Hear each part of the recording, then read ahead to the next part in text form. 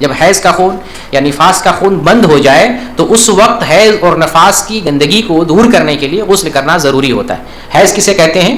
ہر عورت سے ماہواری طور پر جو خون جاری ہوتا ہے، جس کے اوصاف میں نے پہلے بھی بتایا ہے. ماہواری طور پر یہ خون آتا ہے، حیض کا خون ہوتا ہے.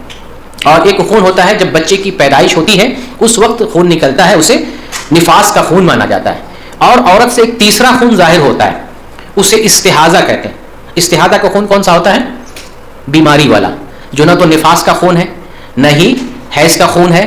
ان دونوں سے ہٹ کر ایک الگ خون آتا ہے جو مسلسل برابر آتا رہتا ہے، وہ استحاضہ کا خون ہوتا ہے. اسے کہتے ہیں بیماری والا خون. تو استحاضہ میں عورت نماز پڑھتی رہے گی. بیماری والا خون آئے تو عورت نماز پڑھ سکتی ہے، روزہ رکھ سکتی ہے. لیکن جب حیض آئے، نفاس کی حالت ہو، تو اس وقت عورت نہ نماز پڑھ سکتی ہے نہ روزہ رکھ سکتی ہے. تو جب حیض کی حالت ہو اور نفاس کی حالت ہو اور وہ حالت ختم ہو جائے تو پاک ہونے کے لیے عورت کو غسل کرنا ضروری ہے. ایک خاتون تھی رسول اللہ صلی اللہ علیہ وسلم کے زمانے میں، ان کا نام تھا فاطمہ بنت ابی حبیش. فاطمہ بنت ابی حبیش. ان کو استحاضہ کی شکایت تھی. استحاضہ میں نے بتا دیا آپ کو، یہ بیماری والا خون ہوتا ہے. استحاضہ کی شکایت تھی تو رسول اللہ صلی اللہ علیہ وسلم سے مسئلہ دریافت کرنے کے لیے گئی کہ اس مسئلے میں، استحاضہ کے معاملے میں ہمیں کیا کرنا چاہیے. تو رسول اللہ صلی اللہ علیہ وسلم نے پہلے حیض کی کیفیت بتائی. اور یہ بڑا سینسیٹیو معاملہ ہے. جس عورت کو استحاضہ کی شکایت ہو اس کو حیض پہچاننے میں ذرا دشوار ہوتا ہے. یعنی ایک عورت کو مسلسل خون آ رہا ہے، اسی درمیان پھر حیض آ رہا ہے، تو کب حیض سمجھے گی، یہ مسئلہ بہت دشوار ہوتا ہے.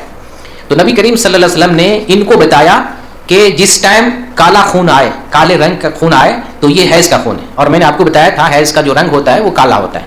تو جس ٹائم کالا رنگ کا خون آئے اس کو حیض سمجھے، اور وہ ختم ہو جائے تو غسل کر کے اب نماز پڑھے. اس کو یعنی کالا خون ختم ہو جائے تو سمجھا وہ استحاضہ ہے، وہ نماز پڑھ سکتی ہے. آپ صلی اللہ علیہ وسلم نے حکم دیا اس خاتون کو، فاطمہ بنت ابی حبیش کو، جو بخاری کی حدیث ہے، 320 نمبر کی حدیث. آپ فرماتے ہیں فَإِذَا أَقْبَلَتِ الْحَيْضَةُ فَدَعِي الصَّلَاةَ وَإِذَا أَدْبَرَتْ فَاغْتَسِلِي وَصَلِّي.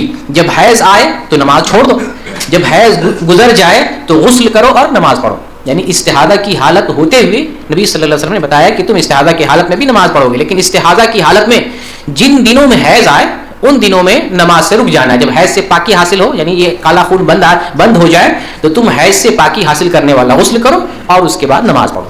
خلاصہ یہ ہے کہ حیض سے پاکی کے لیے یا نفاس سے پاکی کے لیے عورت کو غسل کرنا واجب اور ضروری ہوتا ہے. اور یہاں یہ بھی سمجھ لیں، جو حکم شریعت میں جو حکم حیض کے لیے ہے وہی حکم نفاس کے لیے بھی ہے. شریعت میں جو حکم حیض کے لیے ہے وہی حکم کیا ہے؟ نفاس کے لیے بھی ہے. جو کام حیض میں ممنوع ہے وہی کام نفاس میں بھی ممنوع ہے. جو کام حیض کی حالت میں جائز ہے وہ کام نفاس کی حالت میں بھی جائز ہے. تو حیض اور نفاس کا دونوں کا سیم حکم ہے. اس پر اہل علم کا اتفاق اور اجماع ہے.